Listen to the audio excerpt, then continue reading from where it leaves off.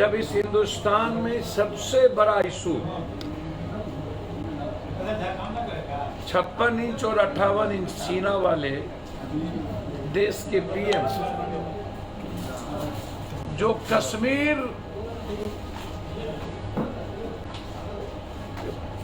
कश्मीरी पंडितों के सवाल पर न जाने क्या क्या कहा। अब तो नेहरू जी भी नहीं है कि वो इस्तीफा ले पाएंगे और राहुल जी का इस्तीफा लेना तो दुर्भाग्य होगा। जब पूरी दुनिया कश्मीरी पंडित के सवाल पर यह सवाल खड़ा कर रही थी कि 56 इंच वाले कहाँ गए,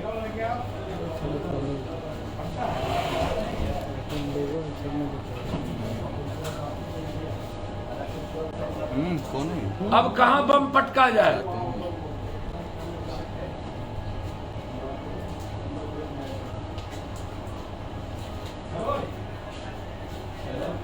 इस कंट्री में जब महंगाई और लगातार कई बड़ी घटना कश्मीर से कन्याकुमारी तक, बेरोजगारी से लेकर के लोगों की घटती आय, बढ़ती EMI पर सरकार जब पूरी तरीके से इस देश में फंसी हुई है, तब उन्होंने give and take, Nupur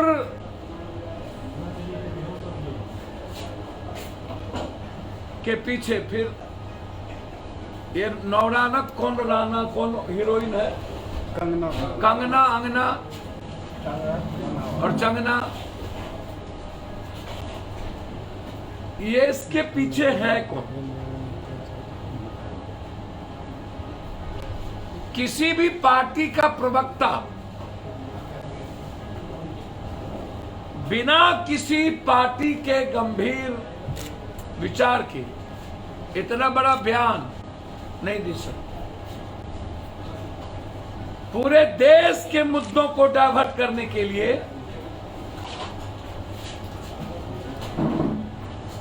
Nupur को शिखंडी बनाया गया।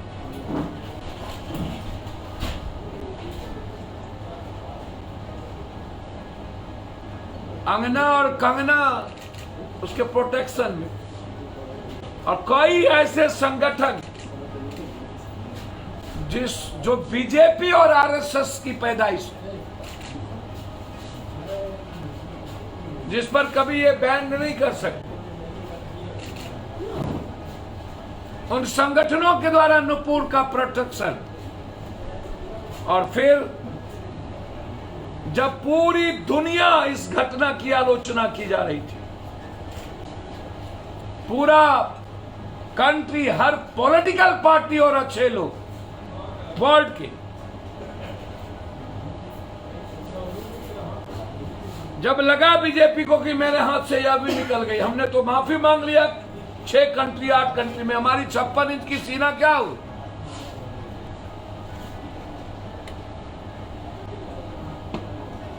तब उन्होंने राजनीतिक लाभ और घाटे की चिंता की। मैं अपील करता हूं हिंदुस्तान के हर ईश्वर राम नबी को मानने वाले जो कतई हिंसा के खिलाफ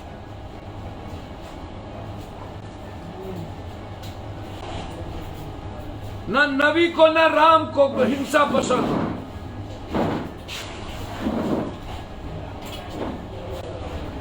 पैगंबर साहब कभी भी इसके पैरोकार नहीं हो सकते। जो जीवन भर सीख दी सब्र करने की, चाहे वो शिव हो या नबी, जिस हजरत ने कुर्बानी दी प्रेम और इंसानियत और मोहब्बत के पैगाम के लिए, जो लोग आज नुपुर के सवाल पर कौन है वो लोग बीजेपी की बी टीम,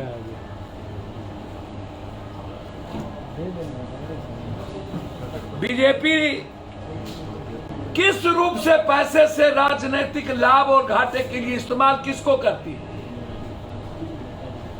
यह एक बड़ा सवाल है, हिंदुस्तान के लोगों को जान लेना चाहिए।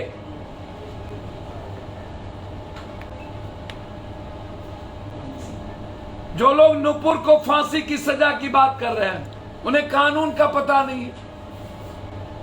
नुपुर की गिरफ्तारी हो, नुपुर जेल जाए,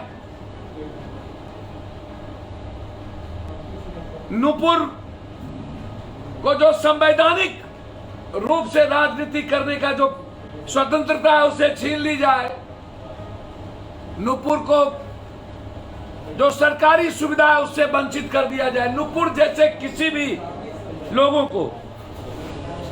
लेकिन जो लोग सरेआम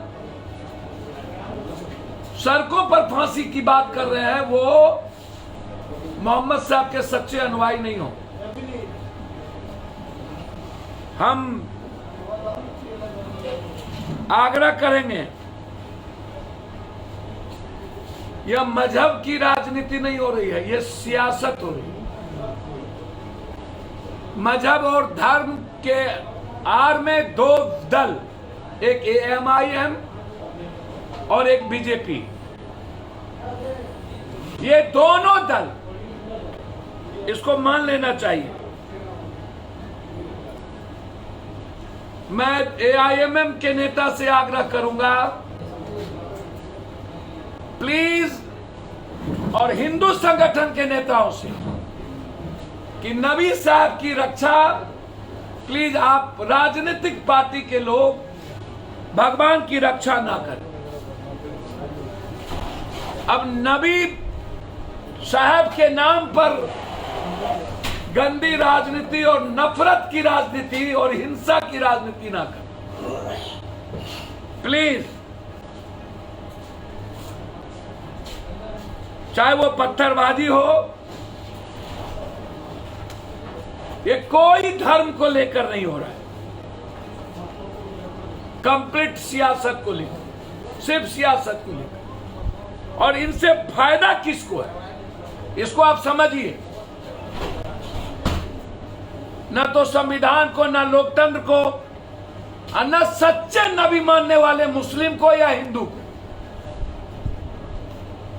इससे फायदा किसे है, ये आप तय कर लीजिए। और कौन लोग इसमें इन्वॉल्व है।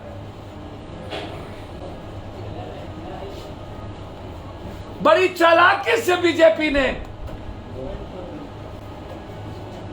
नुपुर के बयान के एक सप्ताह बाद एक दल को और कुछ संगठन का इस्तेमाल कर। मैं मांग करता हूं नीतीश जी से और अन्य स्टेट के मुख्यमंत्री से, कौन कब से चाहे वो कोई ऐसा संगठन जो इस्लाम या मुस्लिम के चीजों का इस्तेमाल करता हो, चाहे कोई हिंदू संगठन, इस पर अविलंब प्रतिबंध लगनी चाहिए। इसको बैन करिए।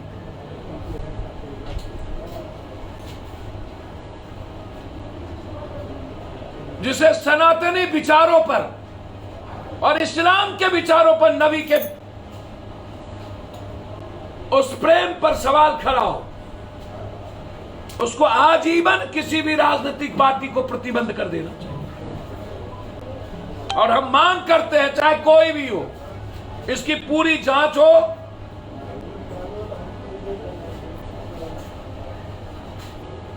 और कोई व्यक्ति जो हिंसा फैलाने का काम कर रहा हो, व्यक्तिगत तौर पर भी, उसे भारत की सारी सुविधाएं संविधान के मुताबिक उसको कंप्लीट लोग अलग कर लेना चाहिए।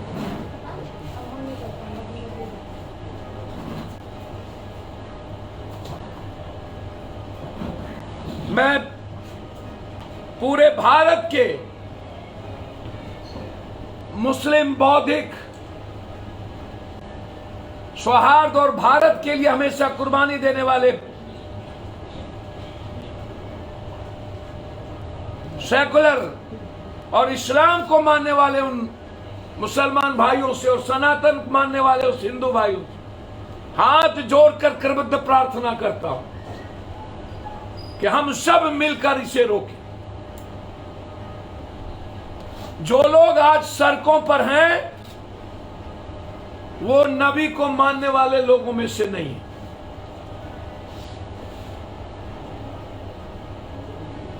वो इस्लाम के दुश्मन हैं।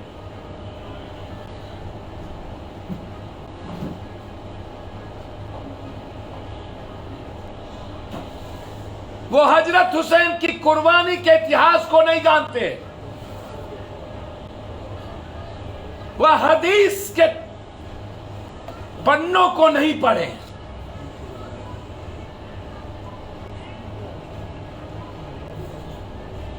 ऐसे लोगों से अपील कर रहे हैं कि प्लीज, जब 140 करोड़ लोग भारत रोजगार के सवाल पर, महंगाई के सवाल पर, EMI के सवाल पर, अर्थ के सवाल पर जब सरकार के खिलाफ खड़ी है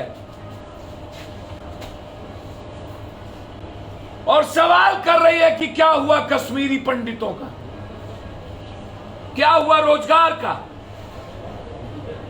तब वो आसानी से AIMM का इस्तेमाल कर लिया।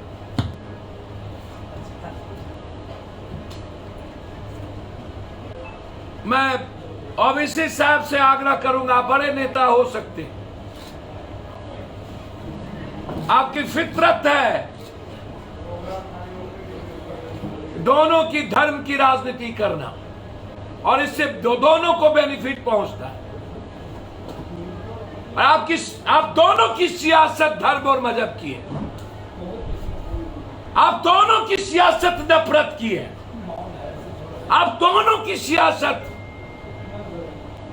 हिंदुस्तान के संविधान के खिलाफ, आप दोनों की सियासत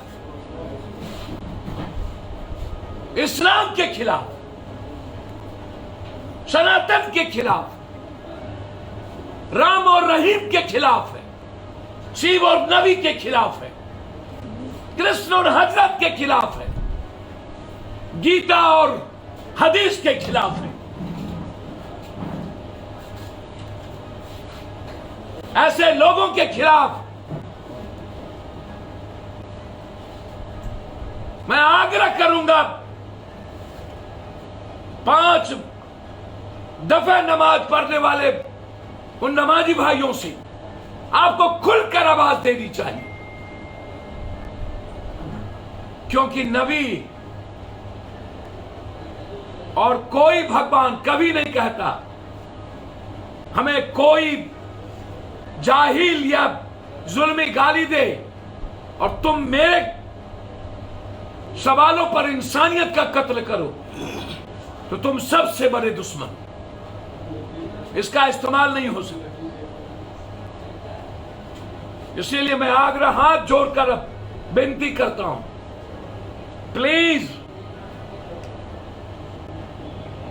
दुनिया को पता है कि कुछ पार्टी, कुछ नेता इस कंट्री में हैं जो जाति के नफरत के आधार पर उसकी पार्टी चलती है और धर्म और मजहब के आधार पर। लगभग क्षेत्रीय पार्टी या तो भाषा के नाम पर, या तो जाति के नाम पर, या तो लिंग के नाम पर, या तो क्षेत्र के नाम पर नफरत पैदा करती है। इसीलिए हमें मिलकर नूपुर जैसे किसी भी इंसान के खिलाफ खड़े होने की, आवाज देने की जरूरत है, जो इस कंट्री के सेकुलर तहजीब को, हमारी संस्कृति और तहजीब को, हमारे गीता, कुरान, बाइबल के प्रेम के उस भावनाओं के खिलाफ है, उसके खिलाफ हमें खड़े होने की जरूरत है। तो माना जाए कि साफ तौर से साजिश किया हुआ है सर, पूरी साजिश, पूरी साजिश। इतने दिनों के बाद नबी का बयान, नूपुर का बयान कब, और घटना कल से और वो भी सबसे ज्यादा AIMM के नेताओं के द्वारा मंचों पर चिल्ला चिल्ला करके कहना, और कुछ जिन्हें इस्लाम से, जिन्हें नबी से कोई मतलब नहीं, जिन्हें हिंदुत्व से कोई मतलब नहीं, राम से, शिव से, कृष्ण से, बुद्ध से न मतलब नहीं, वो लोग पोस्ट वायरल करके जो आज भारत का सबसे बड़ा सवाल है, बेरोजगारी, महंगाई, EMI, बिजली, सबसे बड़ा सवाल है कश्मीरी पंडित, उसको डाइवर्ट करने के लिए इन मुद्दों को चैनल पर चलते रहने के लिए मुद्दा बनाया। इससे फायदा किसको होने जा रहा है? भैया मैंने पहले कहा, ऐसे चीजों से या तो बीजेपी जैसी पार्टी अपनी राजनीति उल्लू सीधा करती है, या AIM जैसी कोई भी ऐसा पार्टी, मैंने पहले कहा, जाति के नाम का इस्तेमाल कर क्षेत्रीय पार्टी ऐसे कुकर्मों को जन्म देती है, और अब पार्टी का समाज में इस्तेमाल करती है। उसी तरह ऐसी चीजों से फायदा सिर्फ सियासतदारों को होती है, और इसमें हिंसा पैदा करने वाले लोग कभी भगवान के, अल्लाह के, नबी के मददगार नहीं हो सकते और उसके राह पर चलने वाले नहीं हो सकते। मैं हाथ फिर पैर पकड़ के माफी मांगते हुए